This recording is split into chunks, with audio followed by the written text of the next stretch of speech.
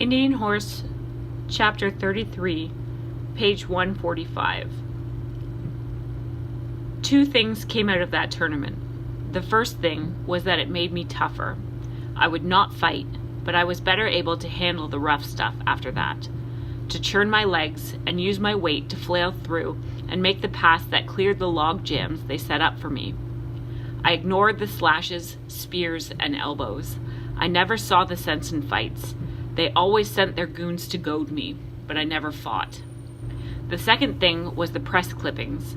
It had been a colossal struggle, but we'd fought back to win that big tournament. When we hit the road back to Manitowaj, every one of us was spent, wasted. But we'd won it. There was something in the negativity from the crowds and the other teams that drove us. My teammates had wanted me to drop my gloves and start throwing punches, but they'd all felt the splatter of the spit that rained down, and every player on the Moose took that personally. We pushed ourselves to excel, to show them that the game belonged to us too. So we were champions, and they wrote about us in all the newspapers. Virgil saved the clippings in a plastic folder. Soon after those stories appeared, we started to see a stranger in the stands. He was a tall, thin, white guy in a battered hat and a long gray trench coat, wearing those pullover rubbers with the zippers you never see in the north. He showed up at a tourney in Osnaburg, and then at one in Pickle Lake. He was in the stands during the big tournament in Botswana, and as we clomped back into our dressing room after winning the semifinal, the word scout was whispered along the line. I sat down on the bench with the towel draped around my neck and everybody looking at me. Big brown faces, deep dark eyes, Indian faces, all stoic and quiet, studying me with a focus that rattled me some. "What?" I asked. "Well, he's here for you, Saul," Ernie Jack said quietly. "Who is?"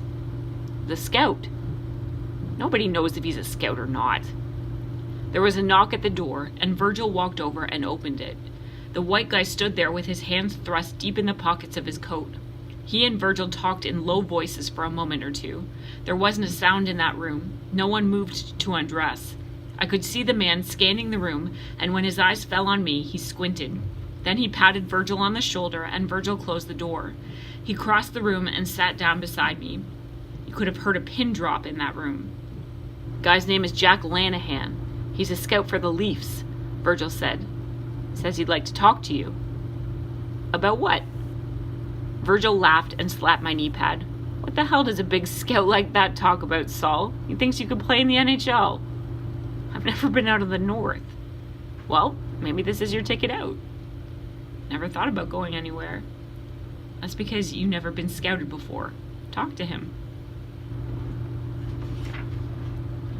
Chapter 34, page 148. I found Lanahan sitting in the stands reading a sports magazine. His raised eyebrows pushed down on his nose, and the little glasses made him look like he was surprised at what he was reading.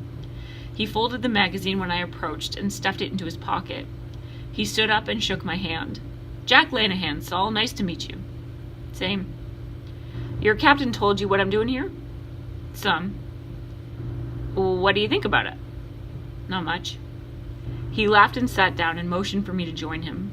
I sat a few seats away. "That rush in the third period? You had the puck for 48 seconds. You went end to end with it, dipsy-doodled around for a while, then made that pass behind your back to your left defenseman scooting in from the blue line. How'd you know he was coming?" Lanahan took off his glasses and folded the arms carefully and slipped them into the inside pocket of his coat. He crossed one leg over the other and folded his hands in his lap. When he caught me studying him, he just grinned and threw an arm across the back of the seat beside him. Patient, calm, didn't rattle. "That's where he was supposed to go," I said. "But what if he hadn't?" I looked at him and shrugged.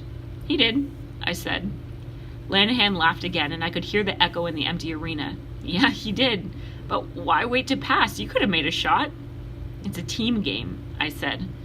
"Well, it didn't look like that for the first 48 seconds. Time stops when the puck is in the net." He kicked the back of the seat in front of him. "It does, doesn't it? Saul, I think you could play at a higher level. I think with the right coaching and the right environment, you could play pro. You're incredibly fast. You have a puck sense I've never seen before, and you can take a hit despite your size. What would you say to that?" "Well, to what part?" "The pro part." "I never thought about it."